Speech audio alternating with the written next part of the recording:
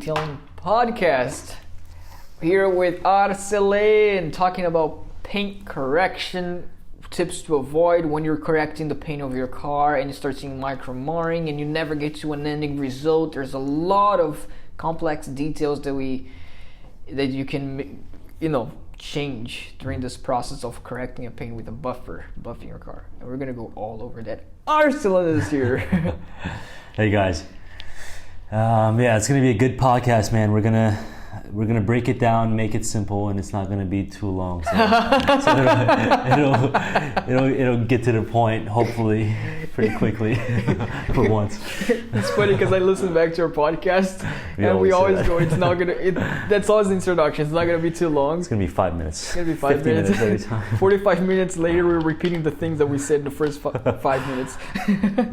But yeah, let's get to it, and Let's do it.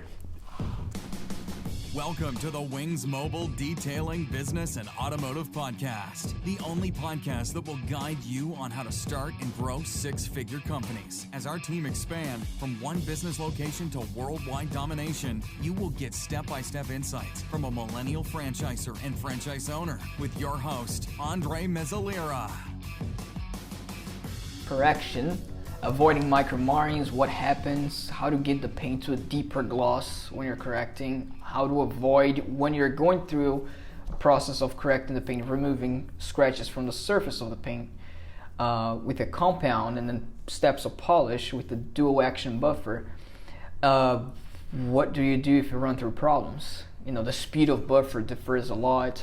So we're gonna go through all over that. Wet sanding. So just so that we can actually stay on track here. Yeah. And go step by step. So let's start, off with, let's say, wet sanding, or when the car needs to be wet sanded, for example. There's not really orange peel, right? Right. Yeah. That we need to So I think the first step with any of these steps that we're gonna go over is to try to have a measure of the clear coat. Try to have a gauge of it. So especially if you're gonna wet sand it. It's really important to know how much clear coat you have to play with. It's paint correction is one of the hardest things you can do in detailing. One of the most profitable things you can do in detailing. So we're gonna break it down. And wet sanding is number one. Wet sanding, I think that when it's needed to wet sand, just to go quickly over that, is either when the car has deeper scratches, not too deep to the point where you can feel with your fingernails, because then it's too deep, you need to repaint it. But where there's like, let's say, heavy, even swirl marks that are heavy on the paint, and it's like, okay, only wet sanding would be able to take care of it, because it's more abrasive than a compound. Then we start off with removing orange peel, things like that.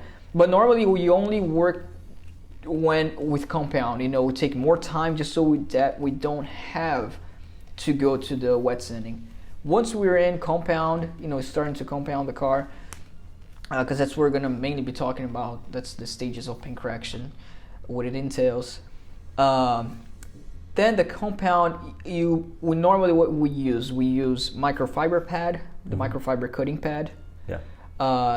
With the product we personally use is the Maguire's cutting compound, and then we go. It's a brown product. And then we go with the orange pad with the Maguire's finishing polishing, and then we go with a black pad again, but with a HD speed, because it's a finer polisher to finish off better, and the black pad, because it's more fine, it's also at a protection. A little bit of protection on there, yeah. On it. Obviously, we'd like to follow up with another layer of protection sealant if necessary, but unless we're doing ceramic afterwards. If we're doing ceramic, we do the first two steps: microfiber, orange pad, finishing polishing, and then the last step, we don't use HD speed because it has sealant on it. We don't want sealant. We do the black pad, another polishing, finishing polishing. We use the same product, finishing product.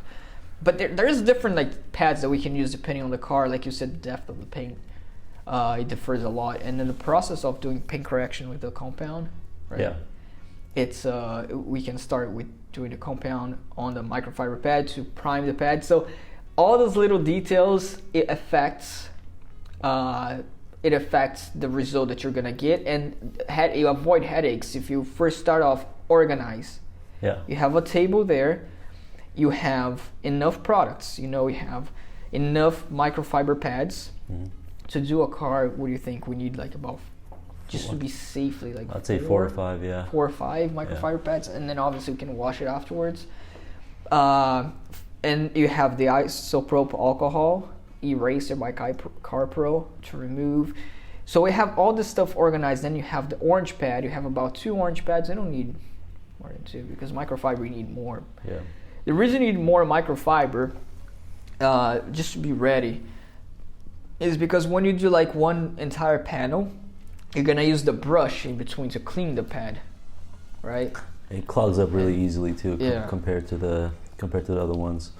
But yeah, just to go back to wet sanding really quickly. It's you have to be really careful. Ahead, I think. What is it? I was jumping too ahead. No, I was just gonna mention this, that wet sanding is obviously the most abrasive, so it is the most dangerous. You can very easily burn the paint on a car or just completely remove the clear coat and damage it. So you have to know what grit you're using. You have to know how much paint or how much clear coat you're working with. But just to, I guess, go over the grits really quickly, the most abrasive thing you can put on a car is like a very low number wet sand. Let's say 500. Yeah, 500, and then the higher it goes, like 2,000, 3,000, it's finer cut. So it almost gets closer to the compounds once it gets high up there. So it's not super abrasive. But yeah, always start, if this is for a super deep scratch, right? Yeah. We start with 500. Again, measure the clear coat first, but you start with 500, then you move your way up to 1,000, 2,000. Compound, polish it, and then it'll be perfect paint then. But yeah, so wet sand, compound, polish, and polishing and to finish off. Yeah, to finish everything off, and then we'll add a layer of protection, whatever. It's either wax, sealant, ceramic coating, whatever we're going over. But also, there's different types of compounds. We use 1 or 2 different types, but there's a lot out there. They come with different grits as well. They're basically liquid sandpaper that come with. Some of them are 1,000 or like 1,500 grit. Some of them are 2,000 or 3,000 grit. So they cut the compound itself. Yeah, exactly. They have the cutting action of wet sand, but it's in liquid form. Yeah, and they have some abrasiveness inside. Exactly. So it's a little bit rough. Cuts into the clear coat, and when you're wet sanding or compounding, you're gonna leave a lot more minor scratches. Yeah. You're gonna be getting rid of the deep one, where you're causing a lot of minor ones. Yeah. So then now for the guys that already know this, bro, like let's say for the guys already familiar with paint correction, detailers, and they are actually doing the service, and they run through problems. They want to avoid problems like that. Yeah. And obviously, when we're doing details, we're not gonna be able to go over all the problems that may happen. It's very complex. And it's very so much too, depending on the car. It is. Stuff There's like a lot. Like even the speed of the buffing when you're the ending process, the speed, one more RPM, you're making a huge difference on the paint. Even temperature plays a part if you're going for perfection. There's so many things that come into play.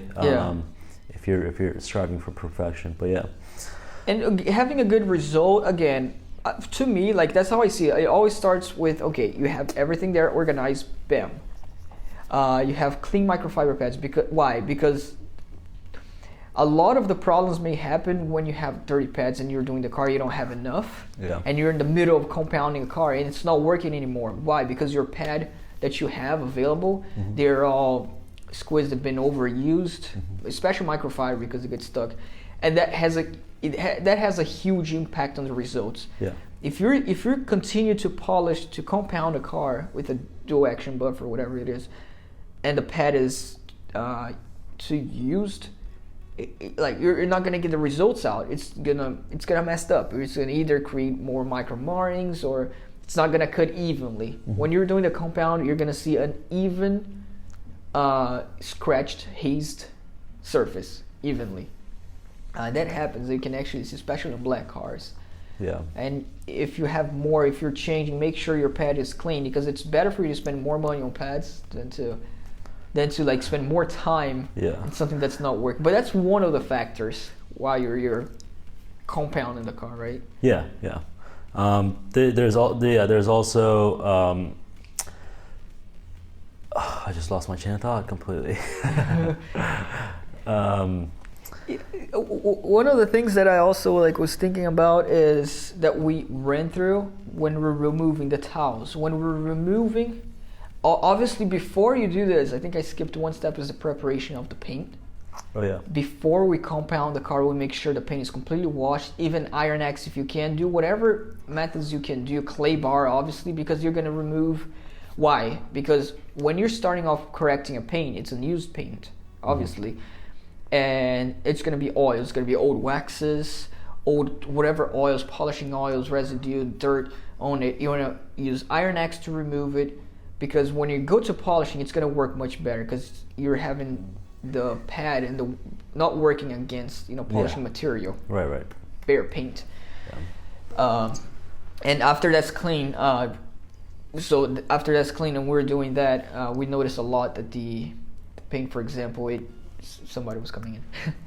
The paint, for example, was I thought the guy was coming in. In between we're polishing, and if you see that's what happened with us, is when we polish once and we're buffing off and we're removing the product.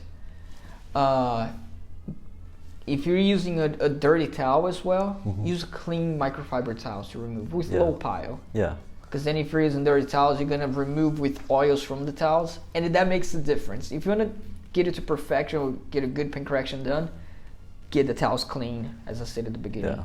Yeah. Have multiple towels handy. Also, when you're compounding and polishing, it's really important. We learned this the hard way when we first started doing paint correction. It's really important to have eraser, something that will remove all the oils when you're compounding. Because compounds, polishes, they'll leave oil residue on top of the paint. Yeah. So a lot of times there's very minor swirls and things like that are getting hidden. They're still there, but they're getting hidden by all these compound polish oils sitting on top. So it's really important to use an eraser every time you're done with the panel to see what pure paint looks like without any oils on top. Yeah. And we learned this the hard way. We did. This is a few years ago, but we did on the R8 that we did. We were polishing it nonstop for many hours, and every time we'd go with the polish again, try different pads, we try different products, and it was not getting the haze out. And then the result, we see that it was oils on the paint, and we were trying the first and second one, there was oil there, and nothing was working. Yeah. There was oil. Didn't use isopropyl alcohol. So yeah, guys, the towels has a huge effect on that we use, a huge effect on the results when we're removing it just by itself. And just like you mentioned, the eraser, I don't think we covered that. Yeah. Whenever you're removing the compound, you polish the car and you're removing the compound, using the isopropyl alcohol, the eraser, on the towel that you're actually removing, just spray it on there and always use that. Yeah. It's not like you're spraying on the entire car every time. Some people recommend it to do just before you apply the ceramic, but no, have that with you. It's an isopropyl alcohol, and it's going to help to remove any oils from the first time that you compound. So when you go with the second step, it's actually going to remove all the oils, and then you're working back on the bare paint and actually tackling these scratches. And the microfiber cutting pad that you're using, cutting polisher, it's not working on top of oils. Yeah.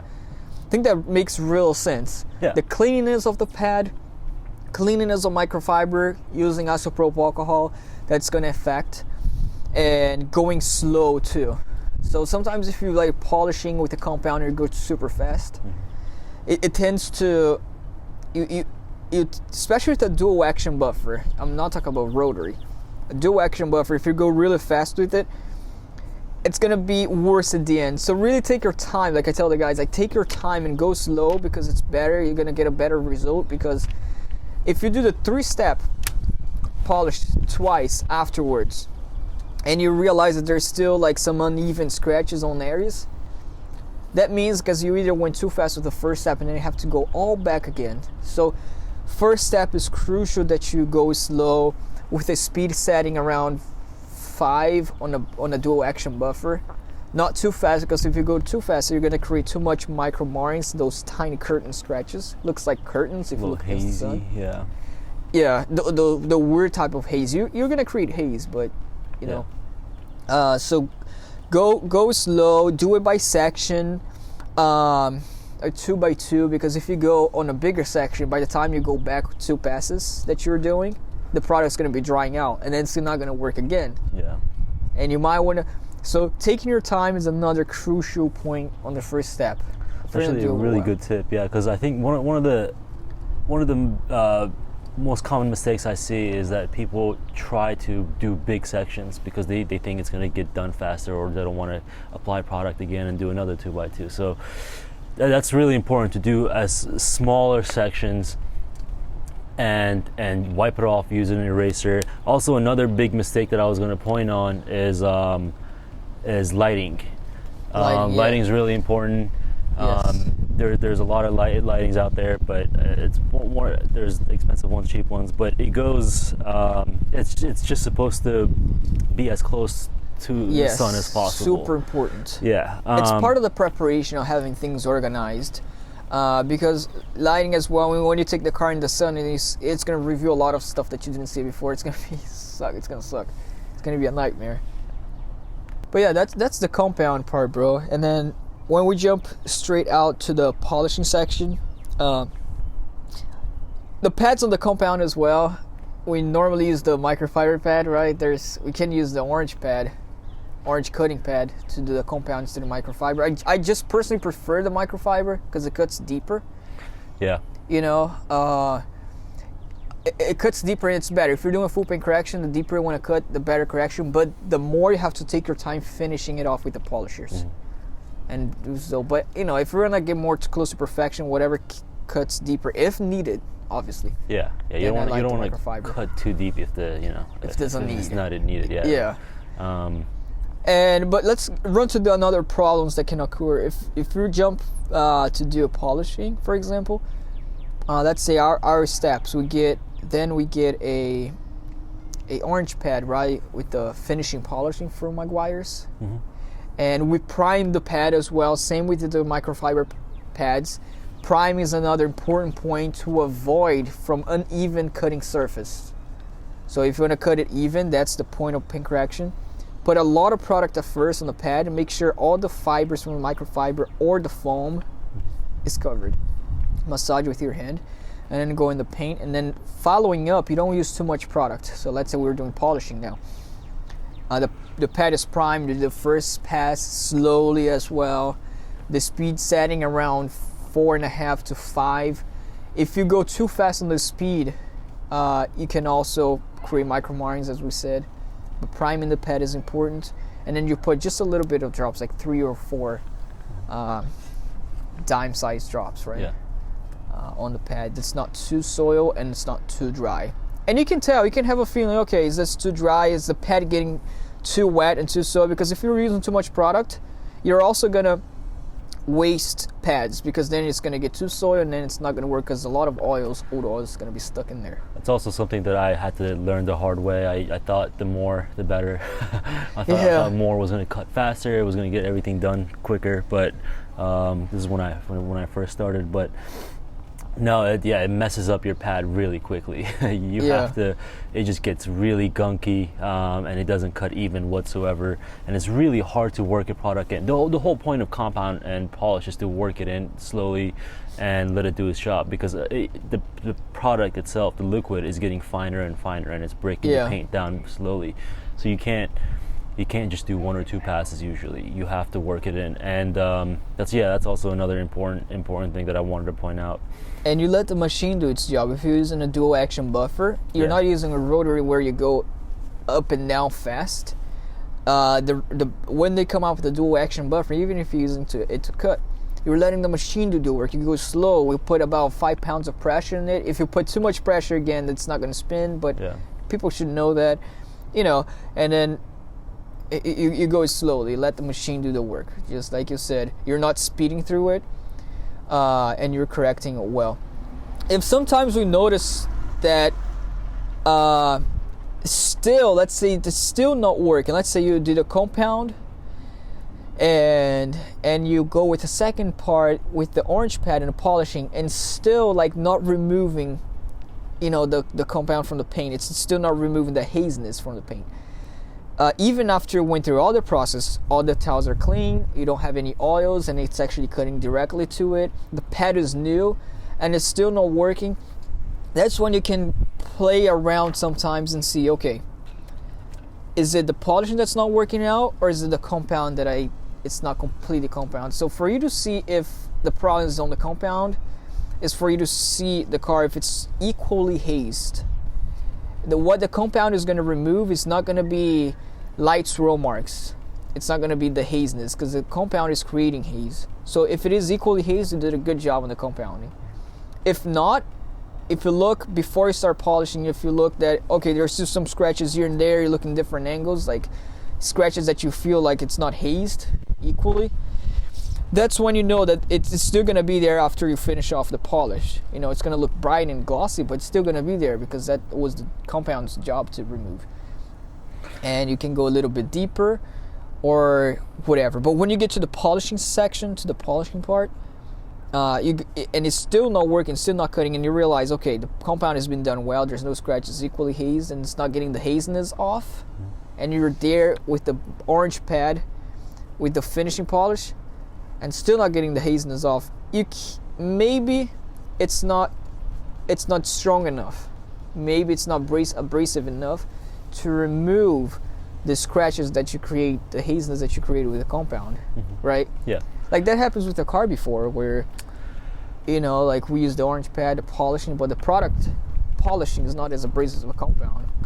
Right. Sometimes you have to change up your system a little bit. So like Andre's talking about, especially when you have some very noticeable hazing being caused by the compounding, if you're using a compound with a microfiber pad, that cuts pretty deep. And if you're using a fast speed especially, a lot of times you can't just go and polish right after. You might have to do a second round of compound quickly with a softer pad, and then polish it. So it'll be a 3-step process instead of compound polish. It'll be compound deep, compound medium, and then polish, basically. And then polish, to get all that haze off. To finish off better, the first step. And it's funny because sometimes we can finish off better using the same pad, the same product, right. The way you do the passes as well. So let's say when we were compounding before, we used to, okay, it's going to be on speed setting 5. We're going to use this pad and we're compounding it with this pressure and this speed on when you're going across the paint. But if you do about 3 passes in the same spot with compound, but if you go in the last pass, instead of you doing all the same thing again, but instead you lower the pressure where you put more pressure in the paint, right. You lower the pressure, don't put too much pressure, and a little bit more product, same product, compound product, and you lower the pressure, goes slowly, and the third pass, you know, just go right away, you're going to the third pass again, and you ease out on the pressure, maybe put a little bit more product. That's going to actually help, the compound itself is going to actually help to finish more, because you're actually cutting it less deep, and it's going to be better for when you come back with the polishing. Yeah, the polish shouldn't be going after like deep hazes or anything like that. Exactly, it's supposed to the car is supposed to be almost sort of done when you're going to start polishing. Like there shouldn't be anything super noticeable when you start polishing, because if you're going for that mirror finish. There is gonna be haze though, bro. There's definitely gonna be haze, not scratches. Sometimes there's the haze is too deep for the polish to get out. So like, that's why I like to use personally. Like I use the orange pad on the polishing, because the orange pad it's actually a pad for cutting. Yeah. And I'm using a polisher, so I'm actually using the heavy pad to actually cut through the compound if there's more haze, so that I don't have to take too much time on the compound section finishing off. Yeah, and again, all of this that we're talking about back and forth, it varies a little bit depending on the situation, depending on the type of paint and how bad the scratches are. So your system might vary a little bit from car to car. But building that foundation though, of having things clean, these basics are crucial. It's going to help you a lot. It's not going to be a nightmare to you. But these are certain tips that you can also take if things are going wrong, you know. The R8 that we were doing, you know, we were polishing like we said before 2 minutes ago. I'm going to repeat myself like I like to do.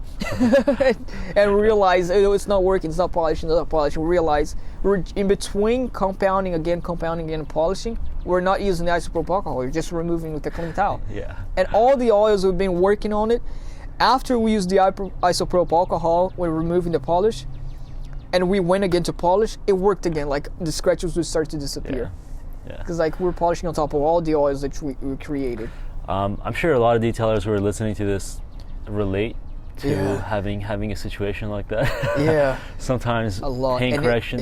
The reason we're giving tips for this is just because the process can be tricky sometimes. Because we're going through it right now.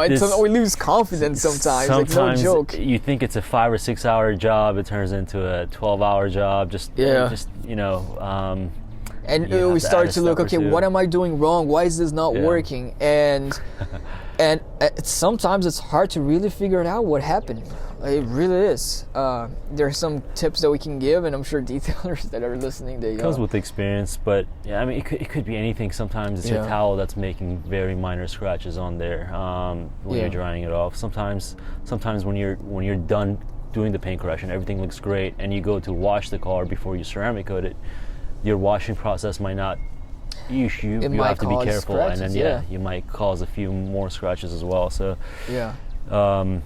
it can be a lengthy process, but I mean, hopefully these tips help. It hopefully does, and those just to cover it up, like more downfalls that can happen that people can avoid.